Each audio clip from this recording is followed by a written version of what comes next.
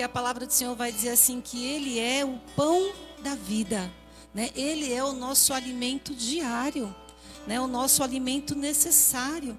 E todos os dias nós precisamos buscá-lo, independente de estarmos entre quatro paredes, no templo, na igreja ou não. Mas todos os dias, constantemente, nós devemos buscá-lo no nosso secreto, buscá-lo na nossa intimidade, buscar um alimento, uma palavra, uma direção do Deus Todo-Poderoso que controla a minha e a tua vida. E muitas vezes nós passamos desapercebidos, ou Deus passa desapercebido na nossa vida, né? Quantas vezes Deus está agindo, Deus está fazendo, Deus está querendo fazer, realizar, e nós estamos muitas vezes indiferentes à presença de Deus, ao poder de Deus, àquilo que Deus está fazendo. Mas, irmãos, nessa noite, a palavra do Senhor, ela vai falar sobre renovação, sobre transformação, sobre algo maravilhoso que Deus quer fazer na minha e na sua vida.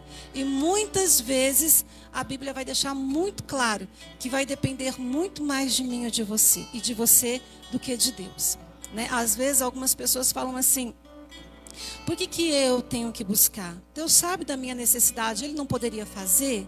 Por que eu tenho que ir à igreja? Por que eu preciso dar o primeiro passo, como muitas vezes nós ensinamos?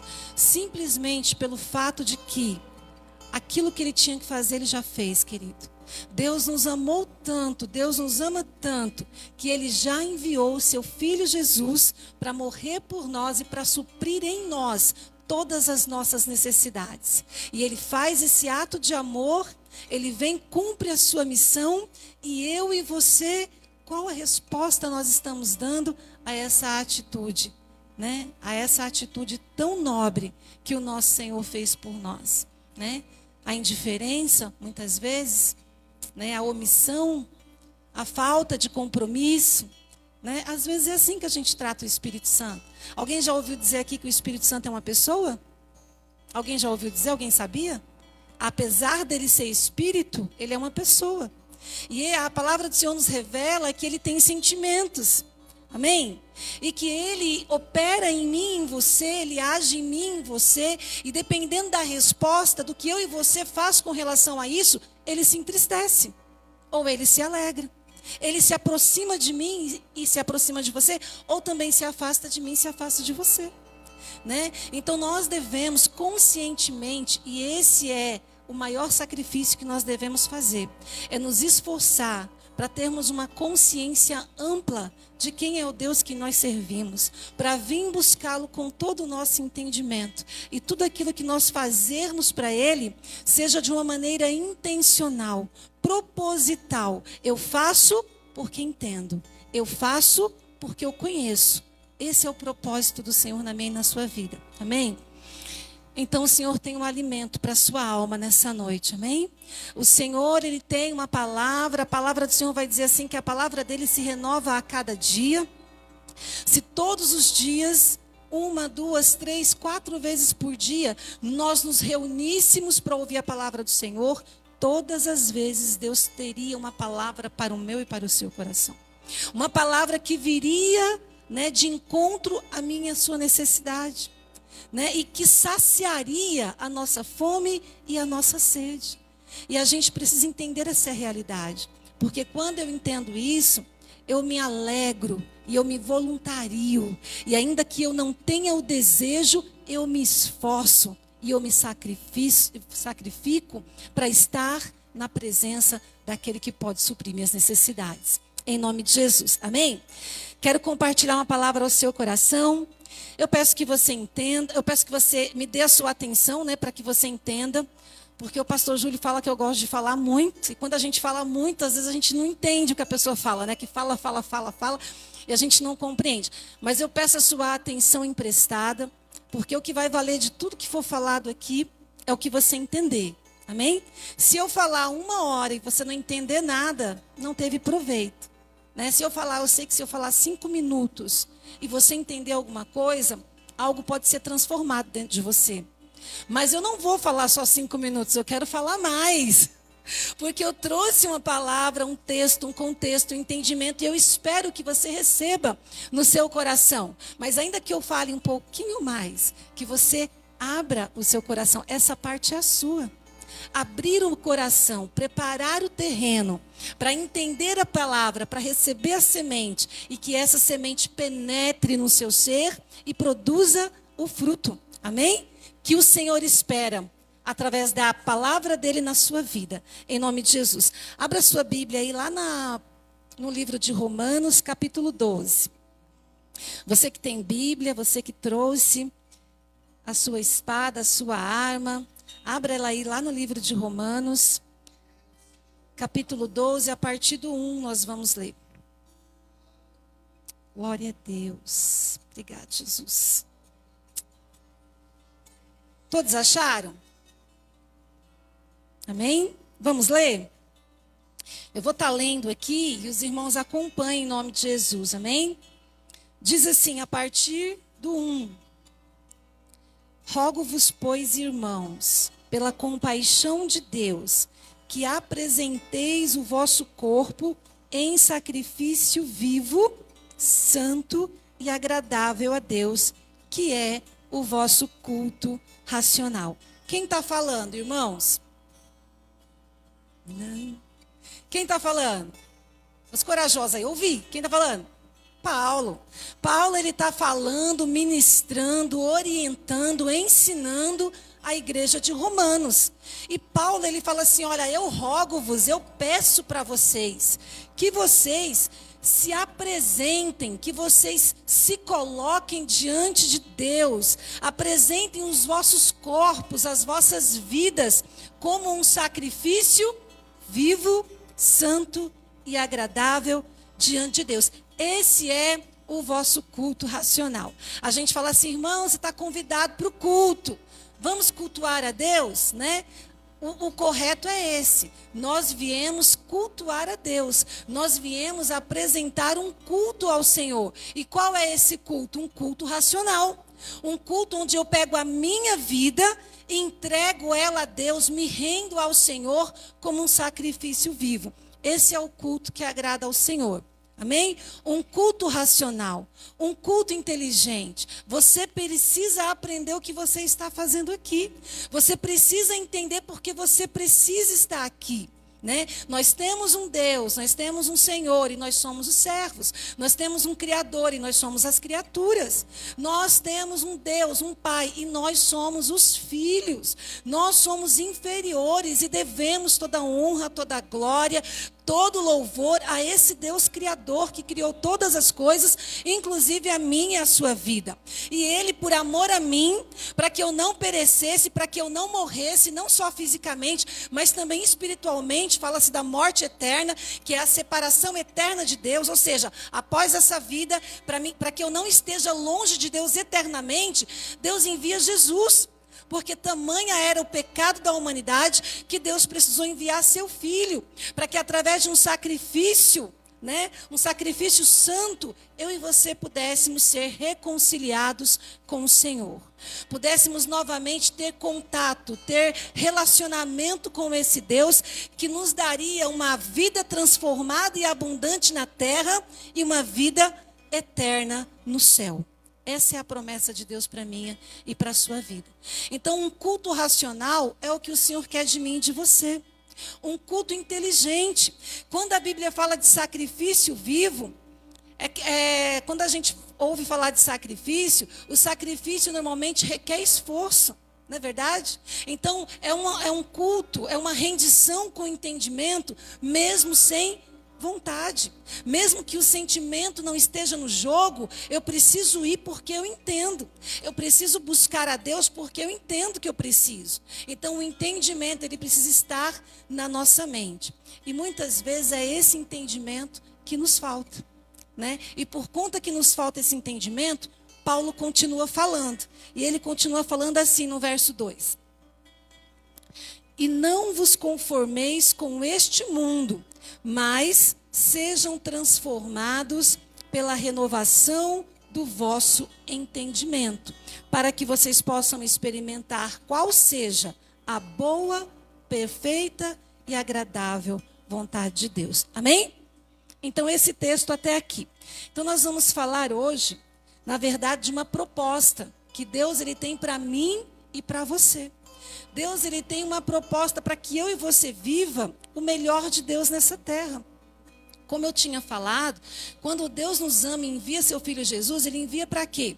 Ele fala sobre duas vidas na palavra de Deus. A vida terrena, e ele fala assim que ele veio para nos dar vida e vida em abundância, e a vida eterna, que é aquela que nós vamos herdar após nos encontrarmos com o Senhor e nos permitirmos sermos transformados, renovados na nossa mente.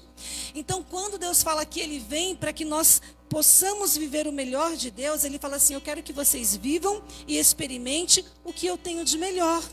E esse melhor de Deus é o centro da vontade de Deus, que é boa, perfeita e agradável. Só que o texto, ele vai falar assim para mim e para você, que para mim viver essa vontade que é boa, perfeita e agradável, para mim viver o melhor de Deus aqui na terra, nesse mesmo texto que nós lemos, algumas coisas precisam acontecer. A primeira delas, eu preciso passar por uma renovação de mente. Eu preciso passar por uma transformação de mente. Ou seja, eu preciso passar por uma remodelação na minha mente. E aí, por que eu preciso passar por isso? Porque certamente você conheceu Jesus há 1, 2, 3 anos, 1, 2, 3 meses. Só que antes disso, você foi forjado de alguma maneira, né? A gente sabe que quando uma criança nasce, o cérebro dela não tem nada. É como uma folha de sulfite limpa, branca. E tudo que ela vai ser, o caráter dela, tudo que ela vai ser desenhado, vai ser forjado desde o seu nascimento, ou até muito antes do seu nascimento.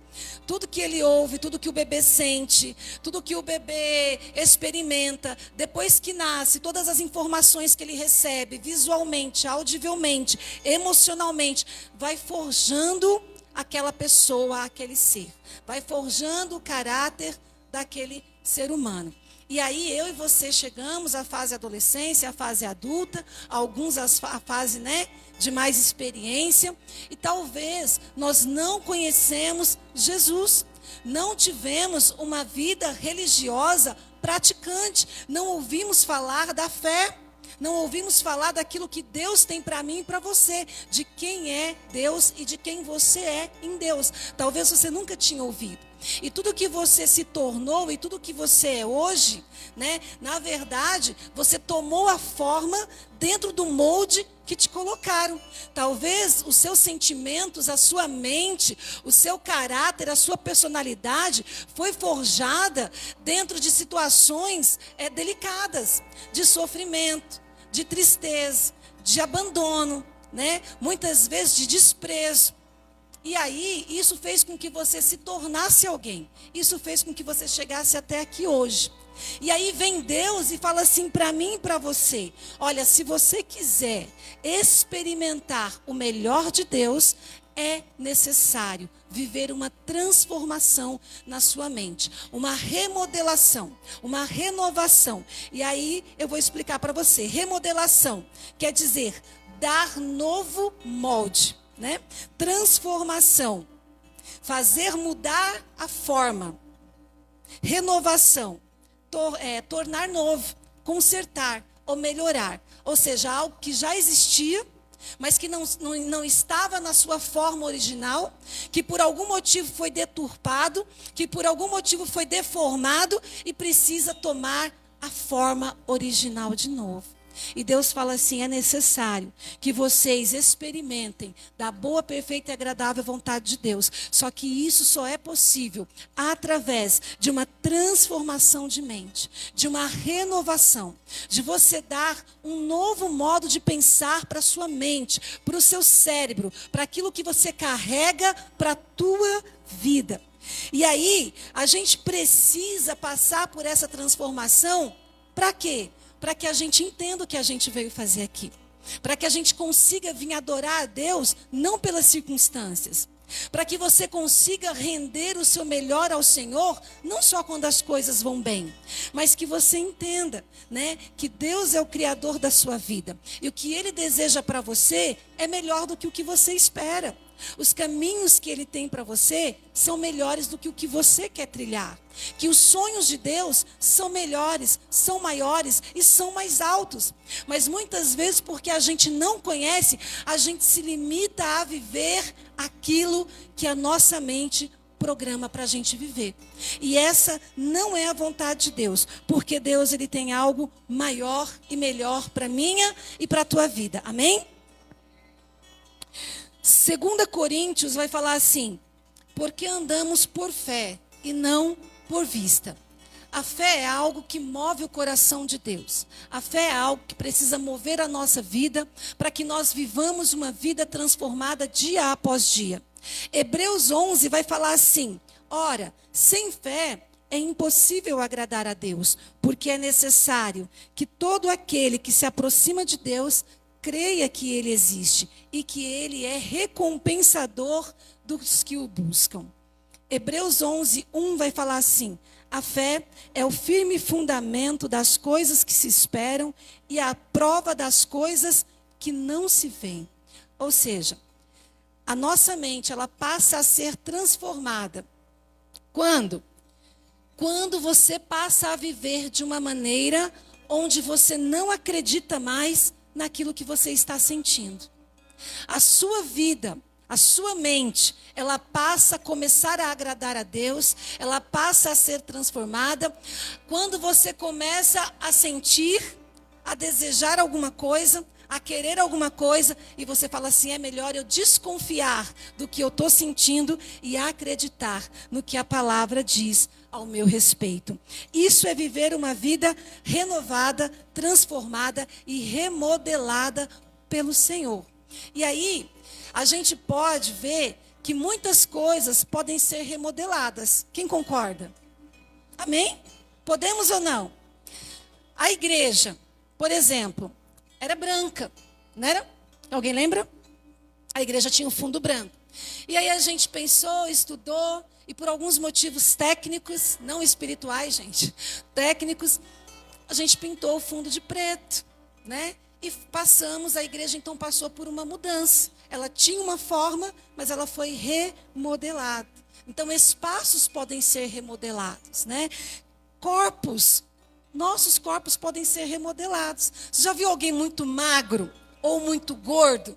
E aí ele se determina, com pouco tempo você não reconhece a pessoa, se transformou em outra pessoa, né? Ganhou assim uns negócios, ficou forte, estranho.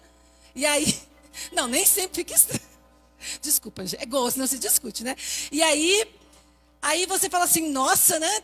Mudou, transformou, modelou, remodelou, né? Porque já tinha um molde, mas ela se transformou, passou por uma mudança. Cabelo pode ser transformado?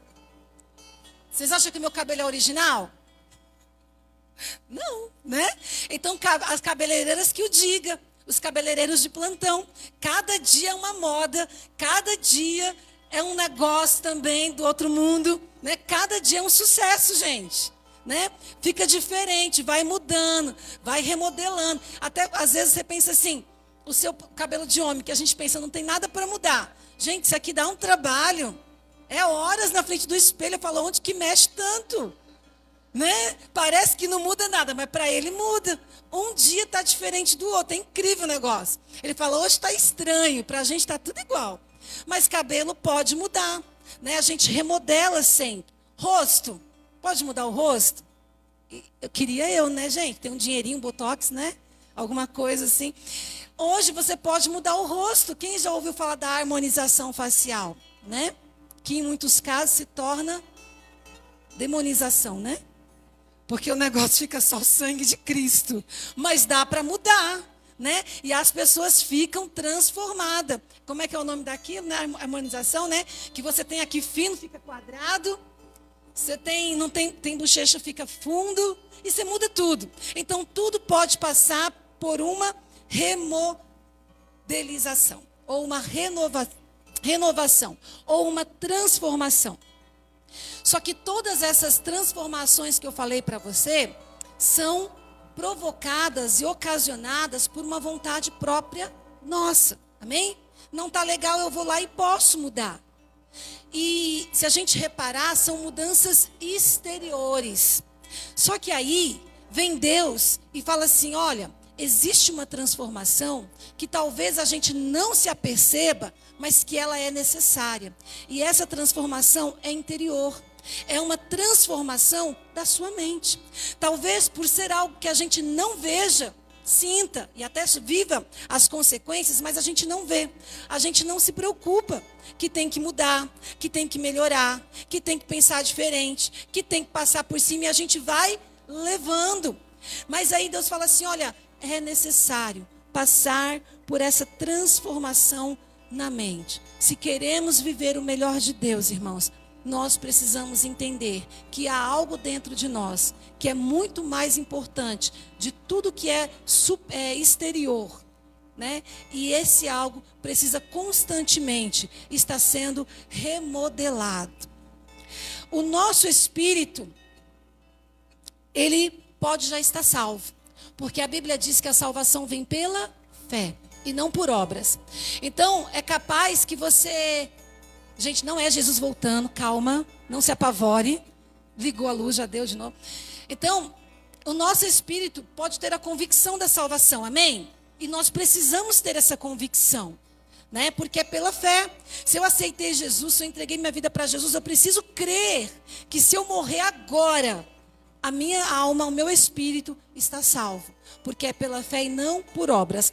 Porém, o meu corpo e a minha mente, a Bíblia declara que precisa passar por um processo chamado santificação. Esse processo é de separação daquilo que não é bom para a minha e para a tua vida. E Deus quer que nós constantemente estejamos passando por esse processo e sejamos separados, santificados, limpos, remidos, para que nós possamos então herdar a segunda vida, que é a vida eterna. E aí é por isso que vem Paulo, e ele fala assim: olha, não é bom que vocês se tornem parecidos com esse mundo, mas o necessário é que vocês se permitam a cada dia serem transformados na mente de vocês. Se permitem serem renovados todos os dias pelo poder dessa palavra. Então, Paulo está declarando que é possível remodelar a nossa mente. Amém? Paulo está falando que você não precisa mais viver como você está vivendo.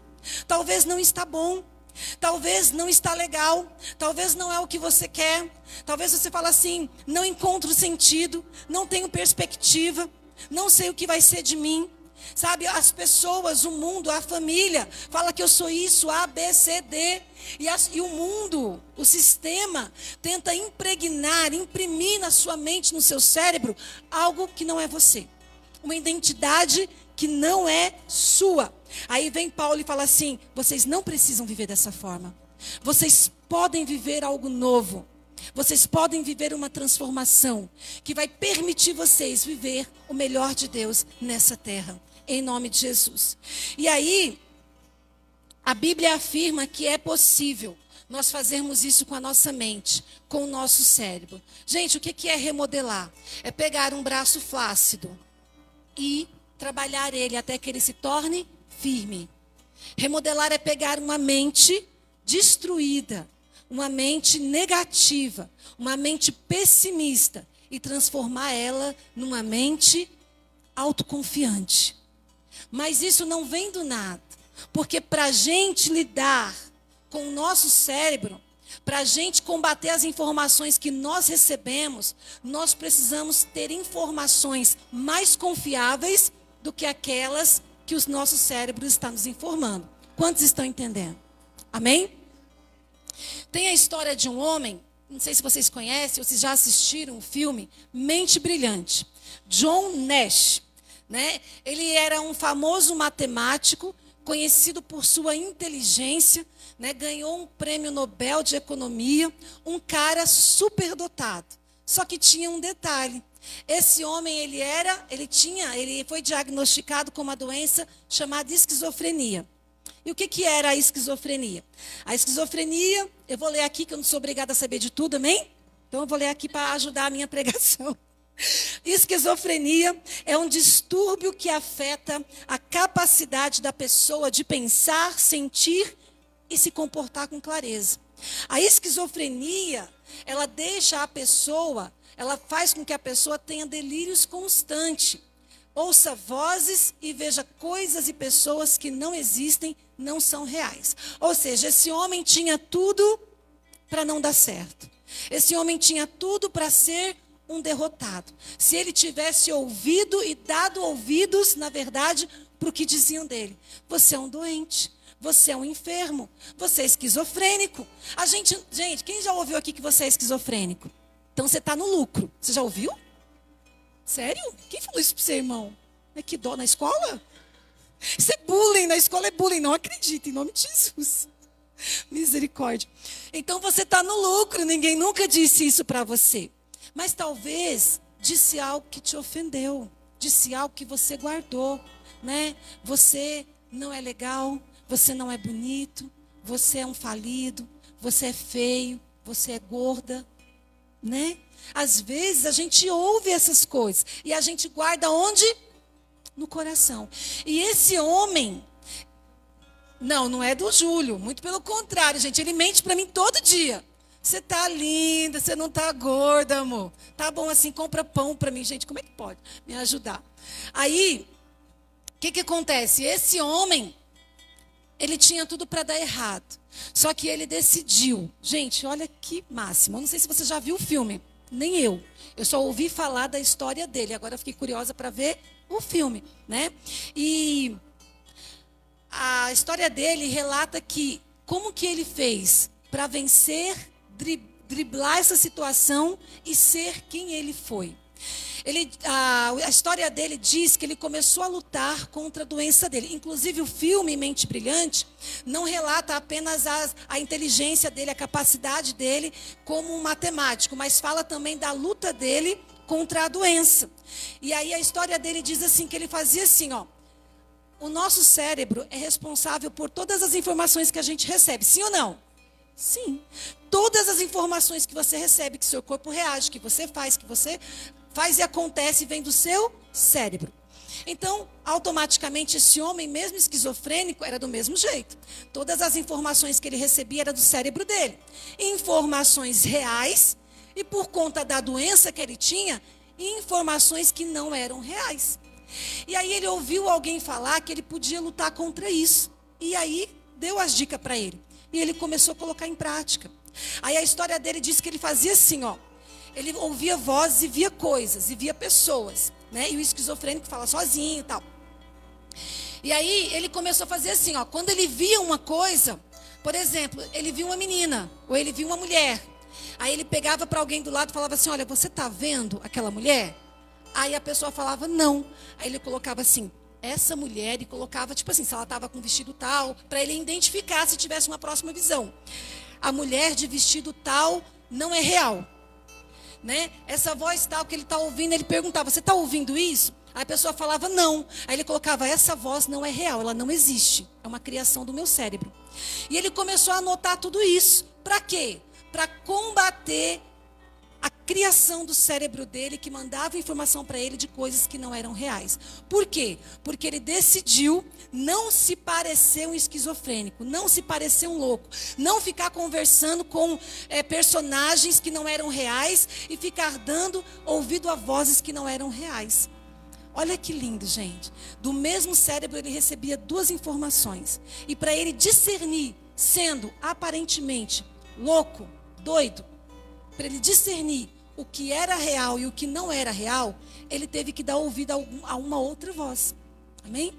Para alguém que falou para ele, faça isso. E ele fez. E começou a funcionar. As pessoas começaram a ver ele não mais falando sozinho. As pessoas começaram a ver ele não mais tendo crises de doideira, de loucura.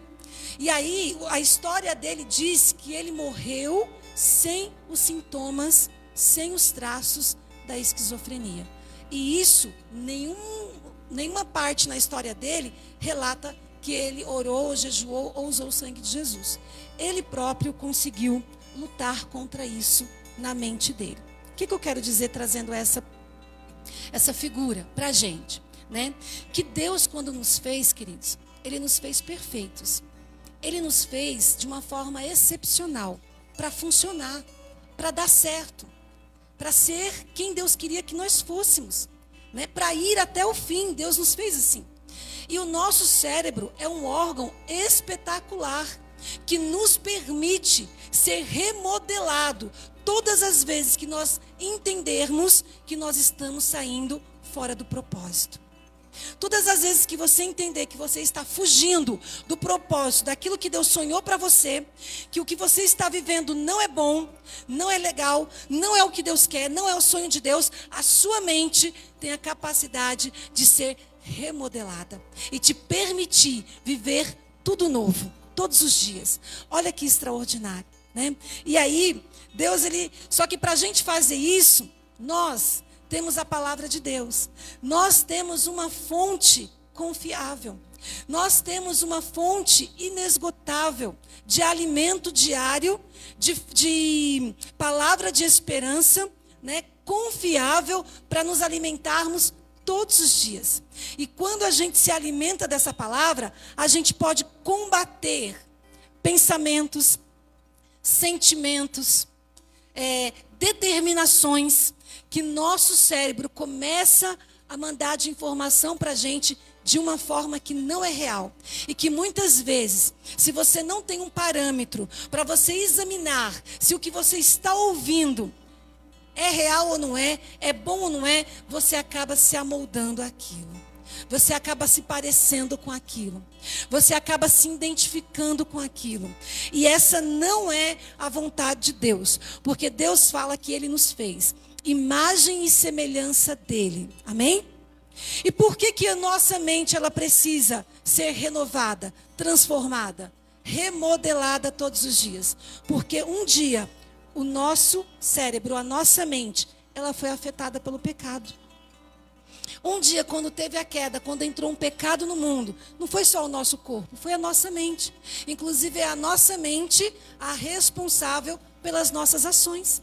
Se nós estamos vivendo o reflexo de uma sociedade sem escrúpulo, de pessoas com comportamentos doentios, tudo isso é reação de um cérebro deturpado, que foi deformado na sua imagem original e está tentando te fazer se parecer com algo que você não é. E está tentando te fazer ter uma identidade que não é a sua. Porque a sua identidade está em Cristo Jesus. Amém? Olha o que o pecado ele é capaz de fazer com o nosso cérebro. A primeira coisa que o pecado gera no nosso cérebro: dúvidas. Quantas e quantas vezes nós duvidamos ainda até daquilo que é bom? Às vezes é bom, às vezes você sabe que vai ser melhor, às vezes você sabe que esse é o único caminho para que você saia dessa situação e dê a volta por cima. Mas você não consegue dar o primeiro passo porque você duvida. Quantas vezes nós duvidamos e questionamos aquilo que Deus está fazendo? Porque Deus está fazendo. Porque Deus está se movendo. A palavra do Senhor diz que Deus ele não dorme, Deus ele não cochila, Deus ele não distrai, Deus ele tem um foco e ele está trabalhando até hoje. Ele nunca deixou de trabalhar. Amém? Ele está trabalhando até hoje para que eu e você cumpramos o nosso propósito. Nos tornemos aquilo que o Senhor desejou para mim e para a tua vida. Tiago 1, versículo 6 vai dizer assim: peça, porém, com fé, em nada duvidando, porque o que duvida é semelhante à onda do mar, que é levado pelo vento de uma parte para outra.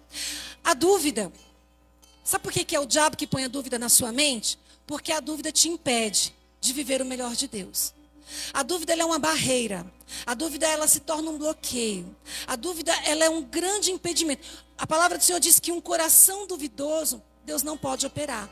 Uma hora você quer, outra hora você não quer. Uma hora você sabe, outra hora você não tem certeza. E nesse coração, a Bíblia fala que nós ficamos inconstantes, parecendo a onda do mar, que o vento leva para onde quer. Não tem firmeza, não tem convicção, a fé não opera. Por isso Deus muitas vezes não pode agir, não pode operar. E coisas não acontecem, ainda que você está dando os passos corretos, se não for com a intenção correta, Deus não pode operar. Por isso que é estratégia de Satanás do inimigo das nossas almas colocar a dúvida na nossa mente, até que ela caia no nosso coração e gere, expresse em atitudes, né, duvidosas.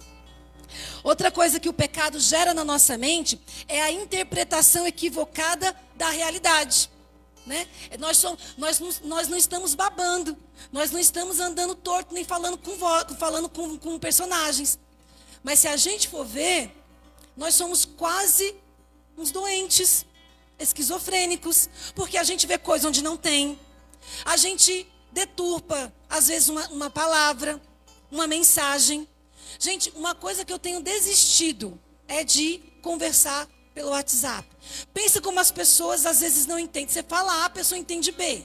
Eu falo, gente, se eu não estiver falando em outra língua, o inimigo está agindo. Só pode. Porque não tem uma compreensão do que a gente fala.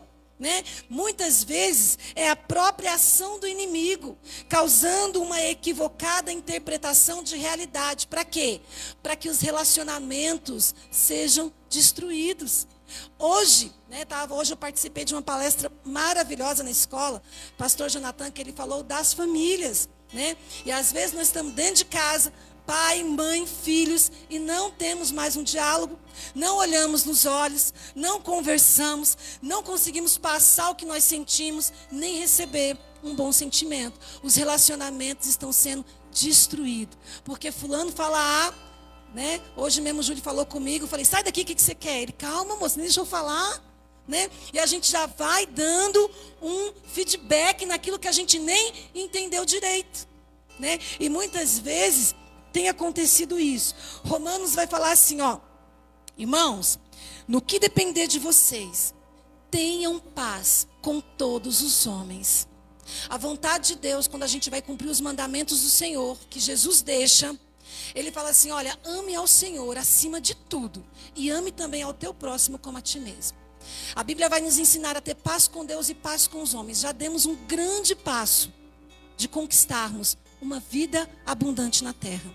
Só que muitas vezes o inimigo ele é especialista por conta do pecado, por conta de uma mente que ainda não foi renovada, de nos fazer entender e compreender as coisas de uma forma que elas não são. E aí é só com a misericórdia de Deus, para que situações sejam desconstruídas, quando elas já foram deturpadas. Outra coisa que o pecado gera na nossa mente, e isso para mim é a pior de todas, é o medo, né?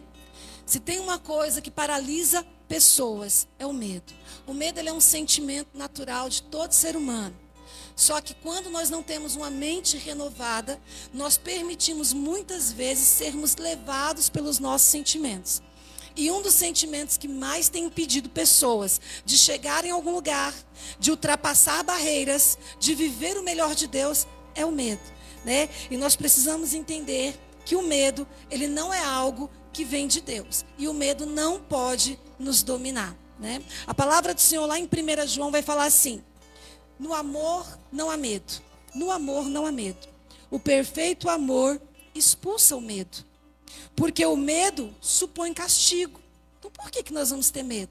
Se nós temos um Deus, se nós temos um Pai que nos ama e não nos pune. Aí vai falar assim, aquele que tem medo não está aperfeiçoado no amor. Que amor é esse? Não é o amor... Qual que é o amor humano? Filos? Esquece, né? Não vou falar sobre tipos de amor, não, que aí eu vou me perder. Mas existem alguns tipos de amor, né? O amor, relacionamento entre seres humanos, mas existe o amor ágape, que é o amor de Deus para com seus filhos, que é o amor incondicional. Muitas vezes o amor entre os seres humanos, ele é condicional, até conhecermos Jesus. Eu amo quem me ama, porque é mais fácil. Eu me relaciono com quem eu me dou bem, porque eu tenho menos problemas, né? Se o meu marido me amar, fizer o que eu gosto, eu trato bem. E muitas vezes a gente quer viver esse amor, esse relacionamento de conveniência, né? Mas esse não é o amor de Deus. Quando a palavra do Senhor fala que o perfeito amor lança fora todo o medo, ela está dizendo assim para mim e para você, se permita ser cheio do amor de Deus, que é derramado por você todo dia. Porque quando você deixar o amor de Deus entrar no seu coração, o amor que é perfeito, o amor que é condicional, ele vai expulsar, não vai ter mais espaço para o medo, não vai ter mais espaço para as dúvidas, não vai ter mais espaço para aquilo que não é de Deus. Não vai ter. Por quê? Porque você preencheu todos esses espaços no aperfeiçoamento do amor. E uma outra coisa que o pecado ele quer gerar na nossa mente é o viver por sentimento. Isso aqui tem feito com que muita gente pare no meio do caminho também. Viver por sentimento. Só faço quando tenho vontade. Só faço quando, eu vou ver. Se hoje o sol estiver bom, eu sei que é um sinal para mim ir. Mas se hoje o tempo ficar fechado, eu sei que é de Deus, nem vou lá. E a gente fica o tempo todo pedindo revelação, pedindo para Deus mostrar. E a gente quer viver por sentimento. Se eu sentir de Deus, eu faço. E se eu sentir, olha, se Deus hoje falar comigo, aí eu volto na igreja domingo. Né? E a gente quer viver por sentimento. Só que a Bíblia vai nos revelar algo extraordinário. Lá em Jeremias 17, a palavra do Senhor nos ensina que enganoso é o coração mais do que todas as coisas. Sabe, irmãos, o nosso coração, ele é enganoso. Não queira sentir para fazer. Não queira ter o desejo, ter a vontade, ter o sentimento antes da convicção. Por isso que eu li no início os textos de fé. O Senhor nos chamou para viver pela fé. Eu tenho que fazer com entendimento. O sacrifício vivo que Deus quer é que eu me entregue, que eu me renda a Ele por entendimento, não é por sentimento. Se, e a gente coloca o se. Se eu sentir, eu vou, eu faço, eu sirvo, eu aconteço, eu mudo de rota de caminho e vivo outra coisa.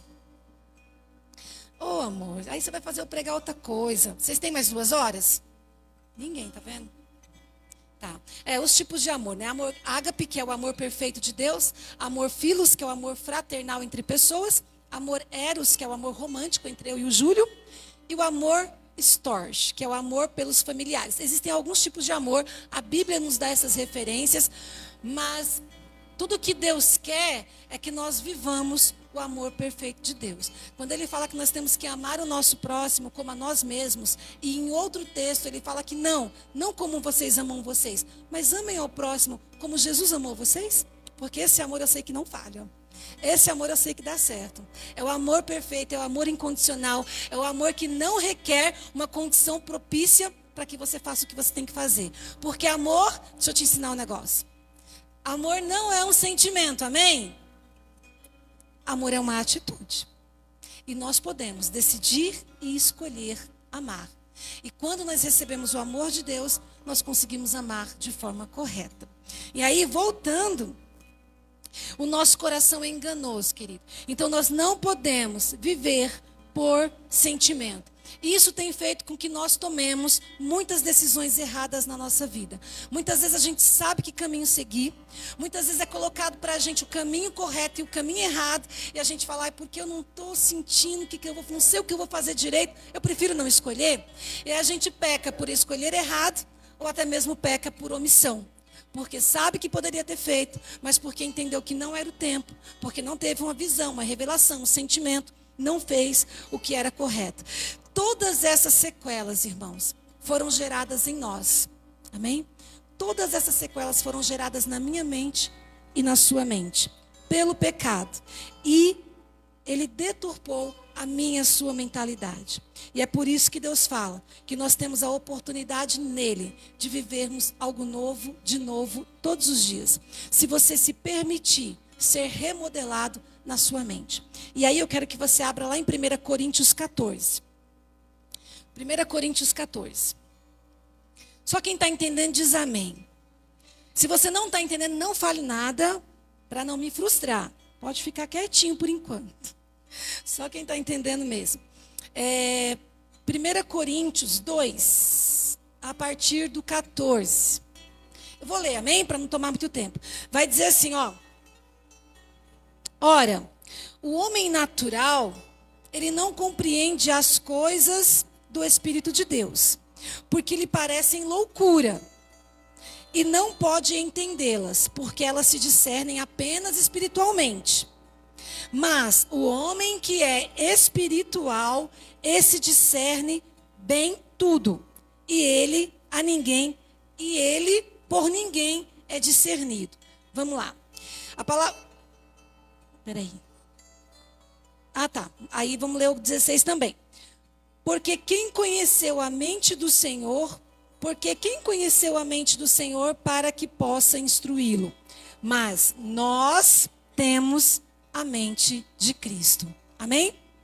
Deus, ele quer transformar a nossa mente a tal ponto que a nossa mente ela seja parecida com a mente de Cristo. A palavra vai falar assim, o homem natural, ele não compreende muitas coisas. Talvez nós não vamos conseguir compreender muitas coisas enquanto nós estivermos no ambiente, na zona natural. Deus, ele quer que nós demos dia após dia um passo a mais e adentremos no mundo espiritual. Como que eu faço isso? Dando os passos de fé. Amém? Aceitando Jesus, reconhecendo que ele é Senhor, Salvador da minha vida, né? Nascendo de novo através do batismo, participando da ceia, que é um mandamento, e dia após dia servindo e seguindo a ele nos seus mandamentos. Isso vai fazer com que eu vou me tornando um ser espiritual. O homem natural, ele fala assim, o pau que nasce torto, morre torto. Para ele não tem jeito. Para ele, a sua situação é uma sentença. Para ele, o que você está vivendo não é um momento, é o que você é. O homem natural, ele não consegue discernir as coisas espirituais. Porque a Bíblia deixa claro que as coisas espirituais só se discernem espiritualmente. Você só vai conseguir ter uma mente transformada, uma mente remodelada, quando você começar a dar os passos de fé e se tornar um homem espiritual. Aí a palavra do Senhor vai dizer que o homem espiritual, ele começa a discernir bem todas as coisas. E aí é onde muda a nossa mente, né? Porque aquele que tem a mente de Cristo, ele não é mais refém de uma mentalidade destrutiva que tem dirigido, que tem guiado a nossa geração. A gente estava na escola, e um dos grandes problemas na escola hoje é a ansiedade. Gente, parece uma onda. Acabou a pandemia, agora é a ansiedade. Um fica ansioso, todos ficam ansiosos. Quando um tem crise, todos têm crise. Quando um passa mal, o outro que vai tentar socorrer passa mais mal, a diretora não sabe quem acode, né? Por quê? Porque essa é a mentalidade que estão tentando imprimir na gente. Você é doente, você não é saudável, você é doido, você é ansioso. E às vezes nós até carregamos os sintomas. Amém? Até por quê? Porque a nossa mente manda a informação e o nosso corpo reage. E aí a gente começa a expressar aquilo que o cérebro está informando. E a gente se comporta como doente. Só que o que a Bíblia está dizendo é que quando nós temos a mente de Cristo, nós temos o poder de combater isso. Nós até estamos sentindo, mas a gente declara, mas Deus não me fez assim. Eu estou assim, mas eu não sou assim. Eu estou sentindo, mas Deus pode tirar, porque eu não nasci assim. E a gente começa a rebater. E a gente faz com a arma do evangelho aquilo que aquele homem fez sem arma nenhuma. A gente começa a lutar contra uma mente, um cérebro que quer nos mandar informações mentirosas, para que muitas vezes a gente acredite. Você é um incapaz. E a gente fica, acho que eu não consigo mesmo. Você é um abandonado. Ninguém me ama. Fui abandonado. Gente, eu fui abandonada, mas eu não falo isso. Só falei brincando, né? Você é um abandonado. Você não merece ser feliz. Você é uma desprezada. Ninguém te ama. Deus não te ama, senão ele não tinha te permitido passar por isso. E a gente começa a aceitar aquilo que a mentalidade desse século está tentando imprimir em mim e em você. Só que quando a gente tem a mente de Cristo, a gente começa a combater essas coisas. Como? Muitas vezes desacreditando, discernindo aquilo que não é real no seu cérebro e dando confiança para aquilo que Deus fala sobre você.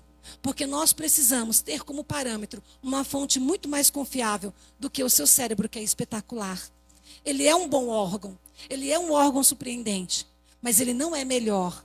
Ele pode te enganar. Ele pode sabotar os planos que Deus tem ao teu respeito. E para isso você vai precisar utilizar de algo muito mais confiável, que é a palavra de Deus, para combater essas questões na minha e na sua vida. Só Cristo, Ele tem o poder de fazer isso na minha e na sua vida. Só Cristo, irmãos. A gente até pode conseguir sozinho. Por isso que eu trouxe o exemplo desse homem espetacular, John Nash. Até podemos, mas se eu falar para você que é fácil, não é.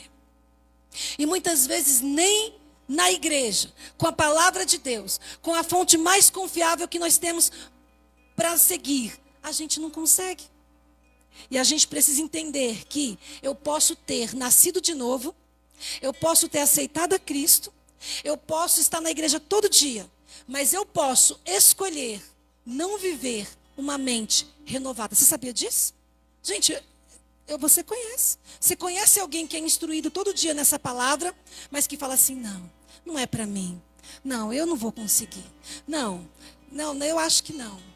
Eu falar que nem, inclusive, homens bíblicos falaram isso, né? Tantos homens que foram usados por Deus se sentiram assim. É normal, até um certo ponto. O que não pode acontecer é a gente deixar se sobressair. A gente se permitir ser dominado por essas questões. Gideão falou, Senhor, o Senhor vai contar comigo? O menor da minha casa, da menor família, da menor cidade.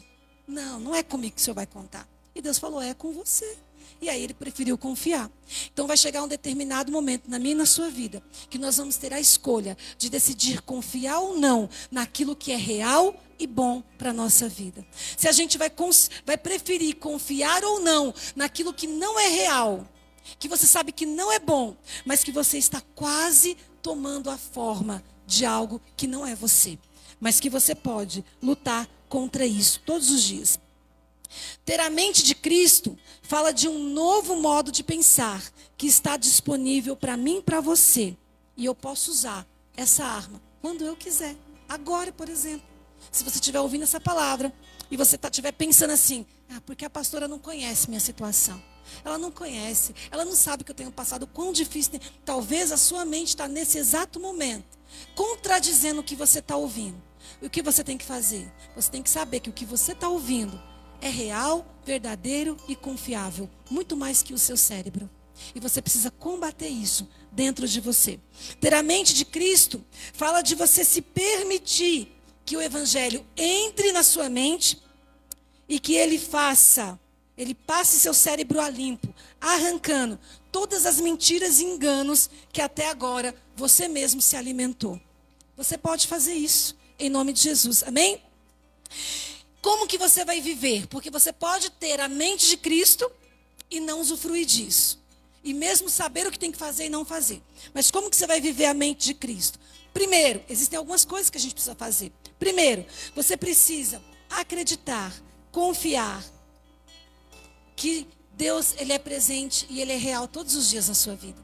Você sabia que a maior parte das vezes que nós erramos é porque a gente acha que Deus nos abandonou?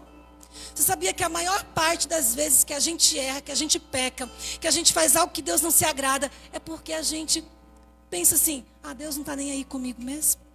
Então a primeira coisa que precisa mudar na minha e na sua mente, para a gente passar a viver a mente de Cristo, é a gente sempre estar consciente de que Deus está presente pertinho de você. Quando você começa a pensar assim, a primeira coisa que acaba na sua vida já é a solidão. Quantas pessoas se sentem sozinhos, abandonados, solitários, né? E por isso acham que podem entregar a sua vida ao seu bel prazer, porque não tem a quem dar satisfação. Quantas vezes? Mas a palavra do Senhor vai dizer assim, lá em Hebreus, de maneira alguma eu te deixarei, nem nunca jamais te abandonarei.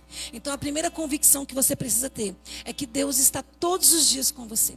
A presença do Espírito Santo, ela é real e está todos os dias com você. Quando você entender isso, você vai ser mais prudente nas suas decisões. Quando você tiver essa certeza no seu coração, você vai ter um pouquinho mais de temor na hora de se comportar, de falar e de fazer algumas coisas.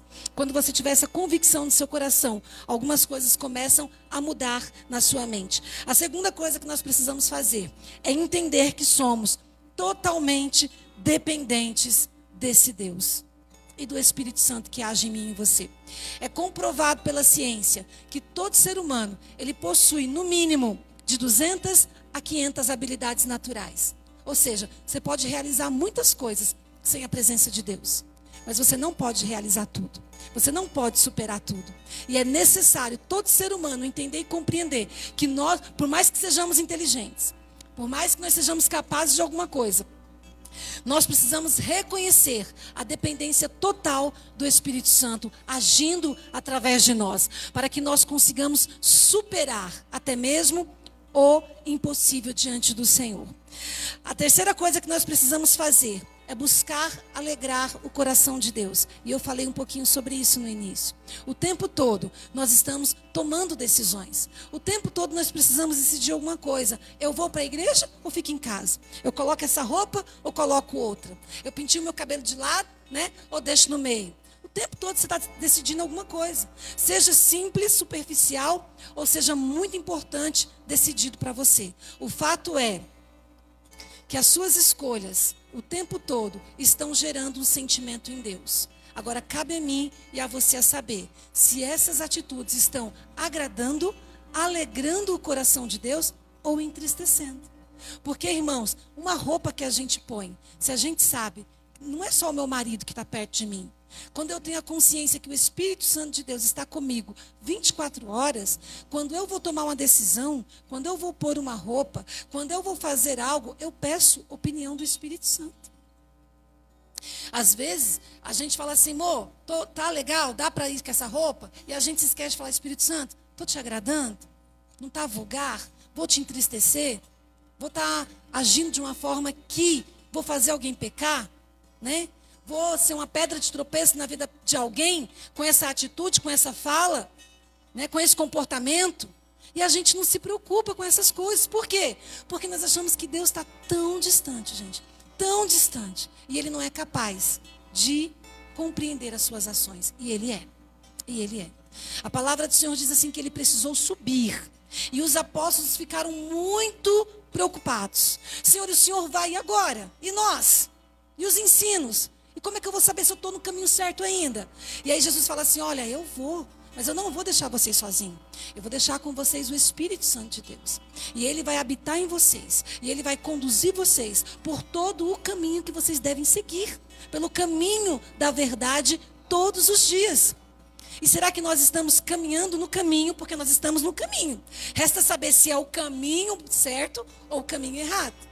Deus mandou Josué falar assim para o povo, olha povo, existem 2 caminhos. O caminho da bênção e o caminho da maldição. Vocês podem escolher, só que vocês têm que saber aonde cada um vai levar vocês.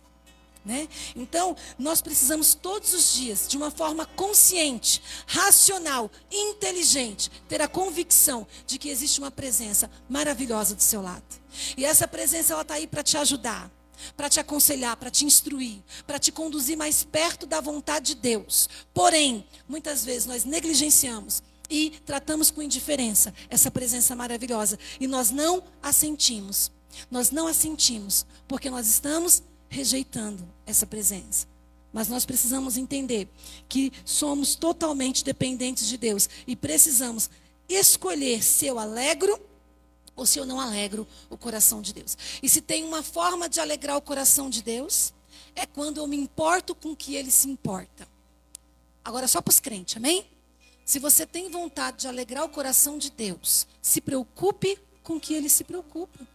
Se importe com o que Ele se importa. Ame o que Ele ama. O que Deus ama, gente? Hã? O que Deus mais ama? Fala, pastor. Amém. Pessoas. Deus ama pessoas. Deus ama vidas. Né? Deus ama almas. A preocupação de Deus, tudo isso que está acontecendo, o movimento do reino na terra, é exatamente para que almas não se percam, mas almas sejam ganhas por Cristo, todos os dias. Então a maior preocupação de Jesus é vidas, é almas. Quer alegrar o coração de Deus? Jesus falou assim, os discípulos preocupados porque ele não tinha comido, e eles falaram, Senhor, você precisa comer, se alimentar, fazer alguma... Ele falou assim, a minha comida e a minha bebida é fazer a vontade do meu Pai. É me preocupar em agradar o meu Pai. Então, se você quer alegrar o coração de Deus, agrade o coração do Senhor, amando pessoas, cuidando de pessoas. Seja a igreja do Senhor na terra, que acolhe, que ama e que cuida de pessoas.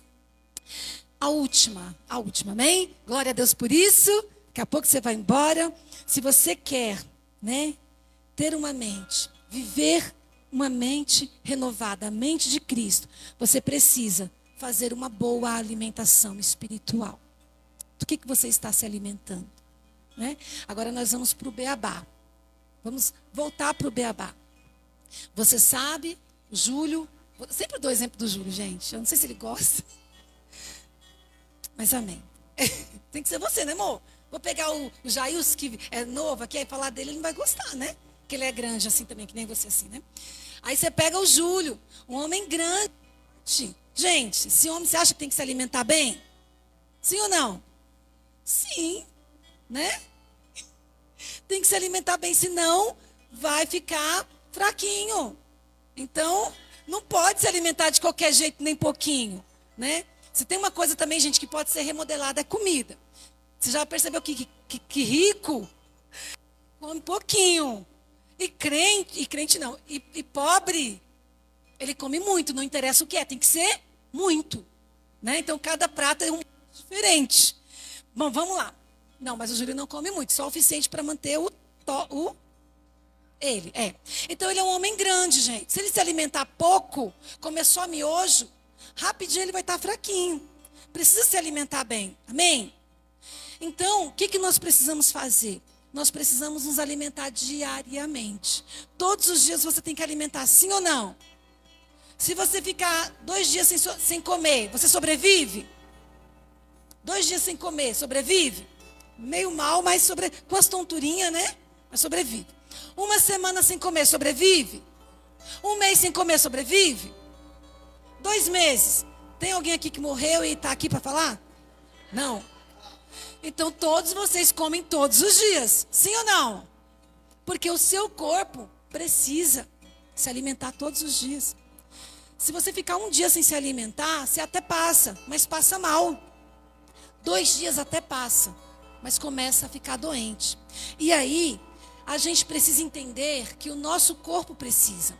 E o nosso espírito também precisa de uma boa alimentação. E aí eu te pergunto, qual tem sido a sua alimentação diária para o seu espírito? Porque da mesma forma que o seu corpo precisa se manter de pé até o dia que Jesus quiser, o seu espírito também precisa se manter forte para que ele não fique raquítico, fraco e morra na presença de Deus. Então nós precisamos nos alimentar espiritualmente, gente. É 1 vez por dia? Não. É 1 vez por semana? Não. A gente só vem para a igreja 2 vezes por semana. Não é alimento suficiente para a tua alma, para o teu espírito. É pouco. Você precisa aprender a se alimentar de Deus. Você precisa buscar na sua casa. Você precisa ter seu momento com o Senhor. Você precisa aprender a orar, a falar com o Senhor. Quando Deus te instrui a orar, a ler a Bíblia e a jejuar, não é para Ele. É para você. Ele está falando assim, ó, esse aqui é o seu alimento diário. Alimente-se. Só que o problema é que muitas vezes nós esperamos o dia mau para buscar a Deus. Muitas vezes nós esperamos o problema. Muitas vezes as pessoas só procuram a Deus quando estão em estado terminal. Muitas vezes as pessoas só procuram Deus quando o caos já está formado. E essa não é a vontade de Deus. A vontade de Deus é que você tenha uma alimentação saudável e espiritual. E você se mantenha de pé, dia após dia, lutando e vencendo contra tudo e qualquer coisa que vier contra você. Até mesmo contra você mesmo. Contra seus pensamentos, contra seus sentimentos, e você só vai conseguir se manter de pé se você conseguir manter uma alimentação saudável, de oração contínua. Não dependa da oração dos outros, irmãos. A oração dos outros é bênção, e eu tenho certeza que nós somos ensinados a orar uns pelos outros. Oração, mas isso não te sustenta. Amém? Se você ficar tempos e tempos sem se alimentar, e ficar doente, ficar enfermo, pegar uma doença incurável, e aí você ir buscar, você falar assim, não, me entrego, vou comer. E aí você quiser se alimentar para outra, espiritualmente é da mesma forma. Nós não podemos esperar ficar raquíticos na fé. Nós não podemos esperar o pior, algo acontecer, para que a gente fale, meu Deus, agora é só Jesus. Jesus é todos os dias. Jesus é todos os dias, irmãos. Jesus, ele tem um alimento novo todos os dias. Muitas vezes nós não somos quem nós gostaríamos de ser, melhor, maior, mais forte, porque nós estamos fracos, adoecidos espiritualmente. E Deus quer nos levar a um nível maior e melhor com Ele. Amém? O Senhor, Ele tem alimento diário para a sua vida. O Senhor, Ele quer te dar uma alimentação, uma vitamina, algo que vai te sustentar diariamente. A gente tem um pensamento muito limitado. Ah, se eu comi hoje, se eu me alimentei hoje, amanhã eu não preciso. Precisa. Ou experimenta ficar sem alimentação para você ver o dano que isso vai causar. Então, todos os dias, irmãos, nós precisamos nos alimentar do Senhor. Nós não podemos ter ou querer ter com o Senhor um relacionamento de conveniência, onde eu só o procuro quando eu preciso, para que Ele supra as minhas necessidades. Ele vai fazer? Sim ou não? Sim, Ele é um Deus de misericórdia. Porém, você só vai viver das misericórdias. Você precisa, Deus precisa agir com misericórdia, Ele vai fazer. Quando, na verdade, Ele tem muito mais para mim e para você. Deus, Ele quer que nós construamos um relacionamento com Ele íntegro, inteiro, por completo.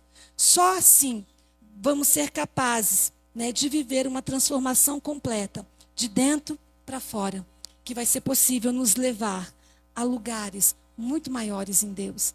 Sabe, irmãos, a palavra do Senhor vai dizer assim, aquilo que os seus olhos não viram, aquilo que os seus ouvidos não ouviram, e aquilo que nunca passou pelo seu coração, são coisas que Deus quer fazer na tua vida.